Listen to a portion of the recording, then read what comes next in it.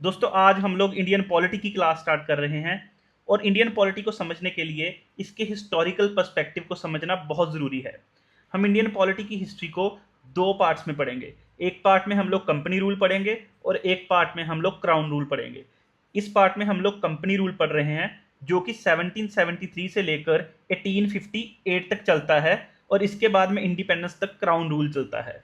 India में trade करने के लिए कुछ ट्रेडर्स इकट्ठे होते हैं और एक कंपनी स्टैब्लिश करते हैं जिसको हम ईस्ट इंडिया कंपनी के नाम से जानते हैं। कंपनी इंडिया में ट्रेड करने के लिए सन 1600 में स्टैब्लिश करी जाती है, जिसको कि इंग्लैंड की महारानी क्वीन एलिजाबेथ द्वारा एक्सक्लूसिव ट्रेडिंग राइट्स दिए जाते हैं, यानी कि इनके अलावा ब्रिटेन का कोई और व्यक्ति इंडिया में ट्रेड नहीं कर सकता। और सन 1600 से ही ये लोग इंडिया में आने स्टार्ट हो जाते हैं, लेकिन 1757 में प्लासी और 1764 में बक्सर की बैटल जीतना इनकी एडमिनिस्ट्रेटिव पावर का टर्निंग पॉइंट रहता है।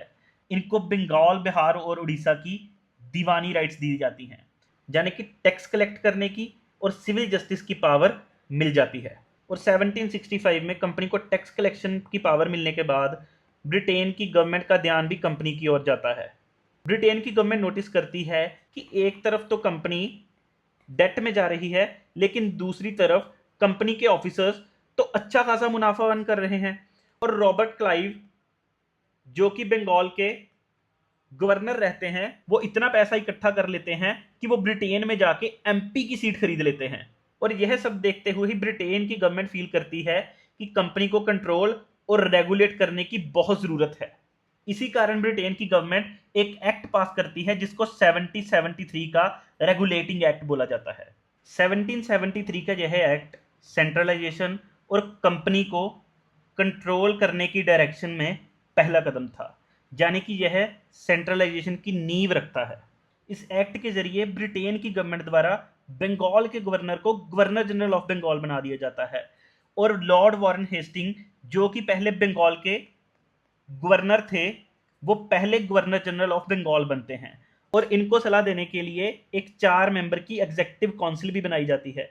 यही काउंसिल लेजिस्लेटिव मैटर और यही काउंसिल एग्जीक्यूटिव मैटर्स में फैसला लेती है। इन गवर्नर जनरल ऑफ बंगाल को बॉम्बे प्रेसिडेंसी और मैड्रास प्रेसिडेंसी से कुछ ज़्यादा पावर्स दे दी जाती हैं और इन दोनों को इनके सुबॉर्डिनेट बना दिया जाता है। यह सेंट्रलाइजेशन की ओर ब्रिटेन की गवर्नमेंट का पहला स्टेप था। कलकत्ता के फोर्ट विलियम में एक सुप्रीम कोर्ट ऑफ जुडिकेचर भी इस्टेब्लिश किया जाता है, जिसमें सर एलिजा इम्फे पहले चीफ जस्टिस रहते हैं और उनके साथ 3 और जजेस भी शामिल थे। और इसके साथ ही साथ ब्रिटेन की पार्लियामेंट का कंपनी पर कंट्रोल इस्टेब्लिश करने के लिए कोर्ट ऑफ डायरेक्टर्स, जो कि कंपनी के शेयर होल्डर्स द्वारा बनाई गई बॉडी होती है और जो कंपनी के अफेयर्स को गवर्न करती है, उनको ये लीगली मैंडेट कर दिया गया कि वो अपने रेवेन्यू, सिविल और मिलिट्री अफेयर्स को ब्रिटेन की गवर्नमेंट को रिपोर्ट करेंगे। और दूसरी साइड पे कंपनी के करप्ट सर्वेंट्स को करप्शन से रोकने के लिए उन्होंने उनकी प्राइवेट ट्रेड और या फिर भारतीय लोगों से किसी भी तरह का गिफ्ट या ब्राइब लेने से मना कर दिया गया। 1773 का रेगुलेटिंग एक्ट कंपनी को कंट्रोल करने की दिशा में पहला कदम था, लेकिन ब्रिटेन की पार्लियामेंट फील करती है कि उस एक्ट में कुछ सुधार किए जाने चाहिए, तो वो 1781 में उसी एक्ट में एक अमेंडमेंट करती है जिसको द एक्ट ऑफ सेटलमेंट भी बोला जाता है। इस अमेंडिंग एक्ट के द्वारा ब्रिटेन की पार्लियामेंट सुप्रीम कोर्ट की जुरिस्डिक्शन को और डिफाइन करती है और बोलती है कि कलकत्ता के रहने वाले सभी लोगों पर इसकी जुरिस्डिक्शन एक्सटेंड होगी। इसके साथ ही साथ इन लोगों पर पर्सनल लॉ अप्लाई करा जाएगा, यानी कि हिंदू लोगों पर हिंदू लॉ और मुस्लिम लोगों पर मोहम्मदन लॉ अप्लाई किया जाएगा।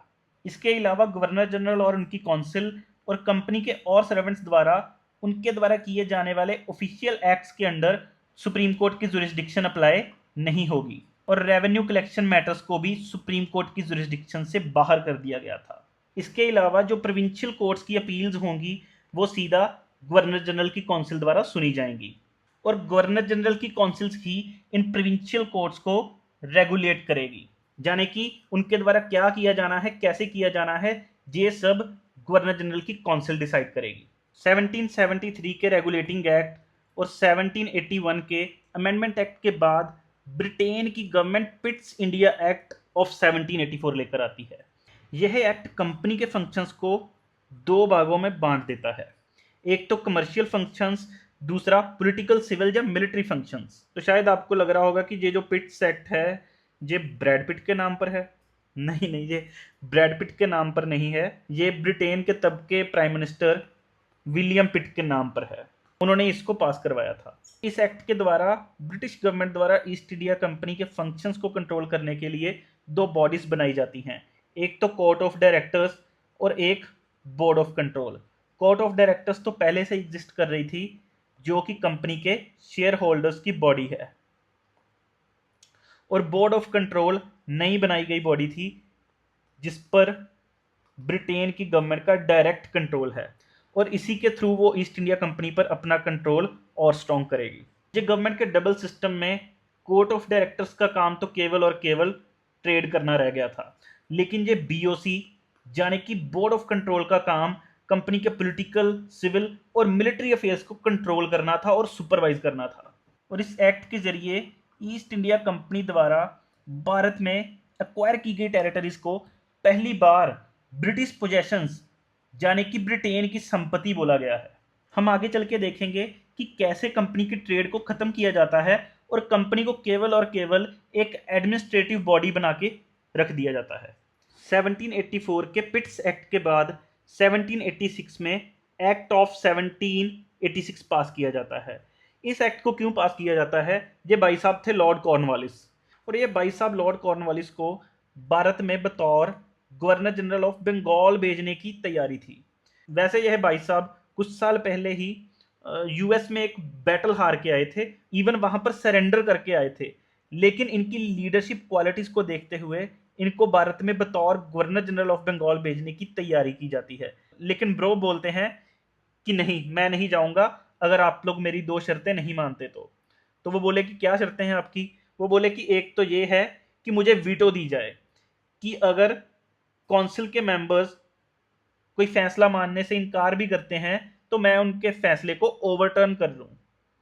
दूसरी तरफ ये बोलते हैं, ये पहले ही लड़ाकू व्यक्ति हैं, लड़ने वाले हैं, जुझारू हैं, तो ये बोलते हैं कि मुझे मिलिट्री कमांडर भी खुद को ही बनना है, मैं ही कमांडर इन चीफ होऊंगा। तो जब इनकी ये दोनों शर्तें मान ली जाती है तो 1786 का एक्ट पास किया जाता है इनको गवर्नर जनरल ऑफ बंगाल बनाने के लिए। इसके बाद जो इनकी वीटो पावर्स होती हैं उनको 1793 के काउंसिल एक्ट द्वारा फ्यूचर के गवर्नर जनरल्स और गवर्नर्स पर एक्सटेंड कर दिया जाता है, लेकिन मिलिट्री कमांडर की पावर को नहीं किया जाता। और इसके साथ ही साथ 1793 के चार्टर द्वारा कंपनी की ट्रेड मोनोपोली को और 20 साल के लिए बढ़ा दिया जाता है, और ऐसे ही ये हर एक एक्ट के साथ 20-20 साल बढ़ता जाएगा। और जो बोर्ड ऑफ कंट्रोल, आप याद कर पा रहे होंगे कि यह बोर्ड ऑफ कंट्रोल पिट्स एक्ट द्वारा बनाया गया था, और बोर्ड ऑफ कंट्रोल की जो सैलरीज है उनके मेंबर्स और स्टाफ की सैलरीज को इंडियन रेवेन्यू से पे करा जाएगा, और यह ऐसा 1919 तक चलता रहता है। और इन्हीं लॉर्ड कॉर्नवालिस को इंडियन सिविल सर्विसेज के फादर भी बोला जाता है। इन्होंने ही इंडिया में सर्विसेज को दो भागों में बांटा था, कोवेनेंटेड और नॉन कोवेनेंटेड। कोवेनेंटेड में आप बोल सकते हो कि आईसीएस आईपी रैंक के, जब आज के टाइम के आईएस आईपीएस रैंक के ऑफिसर होंगे, और नॉन कोवेनेंटेड में छोटे रैंक के ऑफिसर आप बोल सकते हो कि इंस्पेक्टर, ऐसे रैंक के ऑफिसर्स होंगे। अभी जो कोवेनेंटेड ऑफिसर्स हैं उनमें इंडियंस की एंट्री नहीं थी, और इसका तो कोई एक्चुअली कोई ओपन ऐसे फेयर एग्जाम ही नहीं करा जाता था। इसके बाद में हम लोग चलते हैं 1813 के काउंसिल एक्ट की ओर। जैसे जैसे हम लोग आगे बढ़ते चलेंगे वैसे वैसे ही ब्रिटेन की गवर्नमेंट का जो कंपनी पे कंट्रोल है वो और स्ट्रांग होता जाएगा, और कंपनी की ट्रेड को उससे छीना जाएगा। मतलब कि कंपनी की ट्रेडिंग पावर्स उससे ले ली जाएंगी और कंपनी अकेला एडमिनिस्ट्रेशन ही चलाएगी। अभी इसी एक्ट में क्या प्रोविजन करी गई है, जो मेजॉरिटी ट्रेड है वो ओपन कर दी गई है किसी भी ब्रिटिश मर्चेंट के लिए। क्योंकि एक्चुअली हुआ क्या था कि कंपनी को भारत में अच्छा खासा पैसा कमाते हुए देखकर दूसरे मर्चेंट्स भी अट्रैक्ट होते हैं इंडिया की तरफ, तो वो गवर्नमेंट पर प्रेशर डालते हैं कि हमको भी इंडिया में ट्रेड करनी है। तो ब्रिटेन की गवर्नमेंट उनको भी ओपन कर देती है कि आप भी जाओ और इंडिया में ट्रेड कर लो, लेकिन वो कंपनी की मोनोपोली को बचाकर रखती है टी और ट्रेड विद चाइना में, यानी कि चाय और चाइना में की जाने वाली ट्रेड पर अभी भी कंपनी की मोनोपोली को रिटेन कर लिया गया है। कंपनी के पास अभी भी मोनोपोली है, कोई दूसरा व्यक्ति वहां ट्रेड नहीं कर सकता। ना चाइना चाइना के साथ कर सकता है ब्रिटेन का कोई व्यक्ति, और ना ही चाय में कर सकता है। इसके साथ ही साथ कंपनी की टेरिटरीज पर अभी ब्रिटिश क्राउन की सोवरेनिटी असर्ट की जाती है, यानी कि अभी इन टेरिटरीज पर ब्रिटिश क्राउन की प्रभुसत्ता है। अभी कोई भी उस पर बाहरी हमला होगा या कुछ होगा तो ब्रिटिश गवर्नमेंट भी इंटरवीन कर सकती है उसमें। और इसके अलावा एजुकेशन के प्रचार के लिए 1 लाख का बजट दिया जाता है, और क्रिश्चियन मिशनरीज को इंडिया में आने के लिए अलाउ कर दिया जाता है। वेस्टर्न एजुकेशन को स्प्रेड करने का गवर्नमेंट का मोटिव ये था कि वो भारतीय लोगों को जिनसे वो अपना काम करवाएंगे, अपने कर्मचारी हायर करेंगे, तो उनको एटलीस्ट ये वेस्टर्न एजुकेशन का थोड़ा एक्सपोजर तो होना ही चाहिए। इसके अलावा लोकल गवर्नमेंट को लोगों पर टैक्स इंपोज करने की पावर दे दी जाती है, और जो टैक्स नहीं पे करता उसको पनिश करने की पावर भी दे दी जाती है। 1813 के चार्टर एक्ट के बाद 20 साल बाद 1833 का चार्टर एक्ट आता है, और यह ऐसा एक्ट होता है जो पूरी तरह से सेंट्रलाइजेशन कर देता है। 1733 में बॉम्बे और मैड्रास को गवर्नर जनरल ऑफ बंगाल के सबॉर्डिनेट बनाया जाता है, लेकिन अभी बॉम्बे और मैड्रास की लेजिस्लेटिव पावर ही खत्म कर दी गई है, और जो गवर्नर जनरल ऑफ बंगाल है उसको अभी गवर्नर जनरल ऑफ इंडिया बना दिया जाता है। और भारत के पहले ऐसे गवर्नर जनरल बनते हैं लॉर्ड विलियम बेंटिक। ये वही हैं जिन्होंने सती प्रथा भी खत्म करी थी। अभी governor general of Bengal governor general of India बन गया है, और पहली बार ब्रिटिश गवर्नमेंट की जो सारी टेरिटरीज हैं, जो कंपनी की सारी टेरिटरीज हैं, उनकी सिविल और मिलिट्री पावर एक ही व्यक्ति को दे दी जाती हैं। और लेजिस्लेटिव पावर्स भी इनके पास ही हैं, क्योंकि बॉम्बे और मद्रास की लेजिस्लेटिव पावर तो पहले ही खत्म कर दी गई है इस एक्ट में। और इसके अलावा अभी ये जो लॉ पास करेंगे उनको रेगुलेशंस नहीं एक्ट बोला जाएगा। आप समझ पा रहे हो कि रेगुलेशन एक एग्जेक्टिव इंस्ट्रूमेंट होता है और एक्ट एक लेजिस्लेटिव इंस्ट्रूमेंट होता है, यानी कि लेजिस्लेटिव और एग्जेक्टिव फंक्शंस को अभी गवर्नमेंट बांटने की तैयारी कर रही है ब्रिटेन की गवर्नमेंट। देखते हैं नेक्स्ट एक्ट में क्या होगा। इसके अलावा 1833 के एक्ट द्वारा कंपनी की ट्रेड मोनोपोली को पूरी तरह से खत्म कर दिया जाता है। जो पहले टी और चाइना के साथ की जाने वाली ट्रेड थी वो भी अब कंपनी के पास नहीं रही, और कंपनी केवल और केवल एक एडमिनिस्ट्रेटिव बॉडी बन के रह चुकी है, और जो कि भारत में टेरिटरीज हिज मेजेस्टी यानी कि मोनार्क के ट्रस्ट में होल्ड कर रही हैं। इट्स वेरी वेरी इंपॉर्टेंट कि जो कंपनी भारत में कमर्शियल बॉडी बनकर आई थी अभी वो केवल और केवल एडमिनिस्ट्रेटिव बॉडी बनकर रह चुकी है, जो कि बंगाल, बॉम्बे और मैड्रास में केवल और केवल एडमिनिस्ट्रेशन चलाएगी।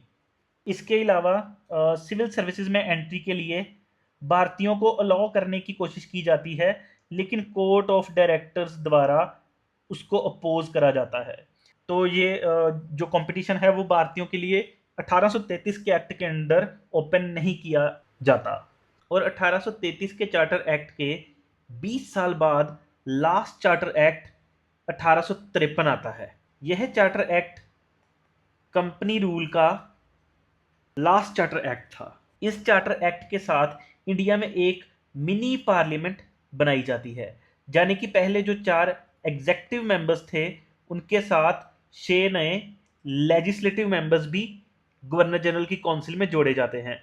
और जब ये 10 लोग इकट्ठे बैठते हैं तो इसको इंडियन या फिर सेंट्रल लेजिस्लेटिव काउंसिल बोला जाता है। जैसे कि हमने 1833 के चार्टर में भी देखा था कि वहाँ कंपनी के जो लॉ थे पहले वाले उनको रेगुलेशंस बोला जाता था, और 1833 के बाद जो लॉ बनेंगे उनको एक्ट्स बोला जाता था। लेकिन जहां पर अभी एक मिनी पार्लियामेंट ही गवर्नर जनरल की काउंसिल को सौंप दी गई है, यानी कि गवर्नमेंट के एग्जेक्टिव फंक्शंस को लेजिस्लेटिव फंक्शन से डिफरेंशिएट किया गया है, और पहली बार लेजिस्लेशन को गवर्नमेंट का एक स्पेशल फंक्शन माना गया है। जिसके लिए एक स्पेशल मशीनरी तैयार की गई है जो कि वैसा ही प्रोसीजर अपनाती है जैसा कि ब्रिटेन की पार्लियामेंट। इसके अलावा चार्टर एक्ट भारतीय लोगों के लिए कोवेनेंटेड सिविल सर्विसेज में गेट ओपन कर देता है, यानी कि इन कोवेनेंटेड सर्विसेज में ओपन कंपटीशन सिस्टम इंट्रोड्यूस कर दिया गया है और उसको इंप्लीमेंट करने के लिए मकौले कमेटी का गठन भी किया गया था। यह मकौले इस एग्जेक्टिव काउंसिल के वही लॉ मेंबर हैं जो आईपीसी जैसे लॉज को ड्राफ्ट करते हैं, और इस लेजिस्लेटिव काउंसिल के 6 में से 4 मेंबर भारतीय थे, यानी कि पहली बार लोकल लोगों को भी रिप्रेजेंटेशन दी गई थी। इन 4 मेंबर्स में से एक मद्रास, एक बॉम्बे, एक बंगाल और एक आगरा से बिलोंग करते थे। सबसे ज़्यादा नोटिस करने वाली बात यह है कि जैसे पिछले लॉज को 20-20 साल के लिए एक्सटेंड करा जाता था, इस बार किसी भी तरह से कंपनी के रूल को एक्सटेंड नहीं करा गया। लेकिन इस 1853 के एक्ट में कंपनी के रूल को अनिश्चित काल के लिए एक्सटेंड करा जाता है, यानी कि ब्रिटेन की पार्लियामेंट कभी भी कंपनी के रूल को खत्म कर सकती है।